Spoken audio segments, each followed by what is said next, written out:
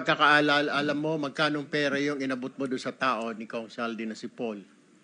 Maraming maleta po ng pera yon, Your Honor. Tingin ko po, billion po yon. Bilyon? Opo. Saan nyo sinakay yung bilyon? Sa mga van po, kung di po ako nagkamali, mga 6 o 7 van po yung gamit namin nun. 7 van. Pagdadala. Bakit? Ilang maleta ba yung ilang bilyon na yon? Ang laman po ng isang maleta, nasa 50 million po. So ilang maleta lahat-lahat yun? Estimate mo, pagkatanda mo. Mahigit po sa 20 maleta, Your Honor. At 50 million. Opo, Your Honor. So mga 1 billion po yon. Tama po ba? Opo, Your Honor. Saan po diniliver ito?